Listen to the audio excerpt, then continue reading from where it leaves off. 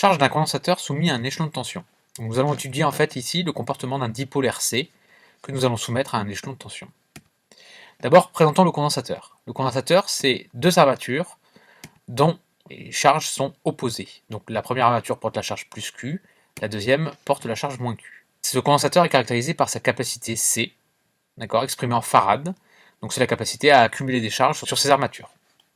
Si une intensité du courant arrive sur le condensateur, à ce moment-là, les plaques, les armatures vont se charger, et donc une tension va apparaître entre les deux plaques du condensateur. Voici une première relation importante pour le condensateur, c'est la relation charge-tension. On a Q égale Cu, donc la charge portée par l'armature positive est égale à la capacité du condensateur fois la tension aux bornes de ce condensateur. Or on sait que I égale dQ sur dt, donc l'intensité c'est le débit de charge. Ça nous permet d'avoir la relation intensité-tension du condensateur, relation extrêmement importante, qui se note I égale C du sur dt. Le comportement du condensateur en régime permanent, quel est-il? Eh bien en régime permanent, les dérivés par rapport au temps sont nuls. Ainsi, l'intensité qui arrive au niveau du condensateur est égale à 0. Ceci signifie que le condensateur se comporte comme un interrupteur ouvert.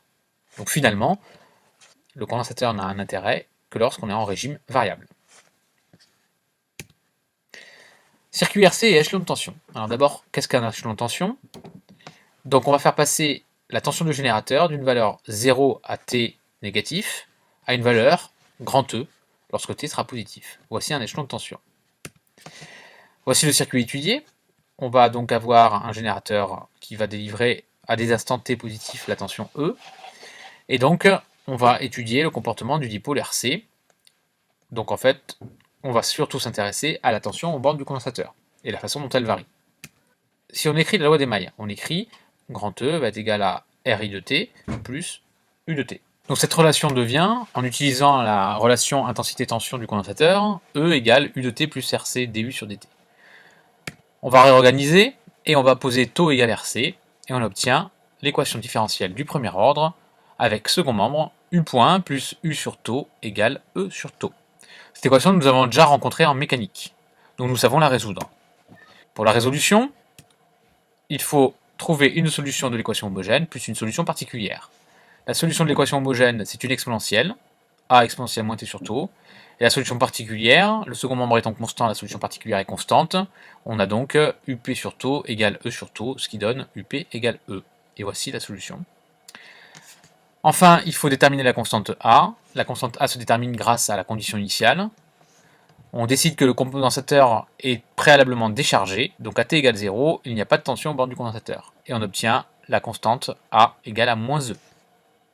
La solution s'écrit finalement U de t égale E, facteur de 1 moins exponentielle moins t sur taux.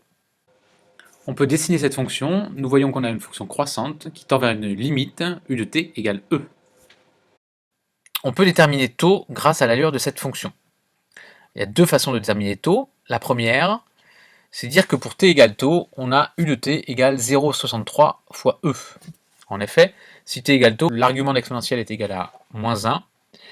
Donc on va avoir 1 moins exponentielle moins 1 et ça donne 0,63 fois E. Donc on obtient ici le taux. La deuxième façon, c'est d'utiliser la tangente à l'origine à la courbe rouge. Et cette tangente à l'origine courbe l'asymptote U égale E en t égale taux.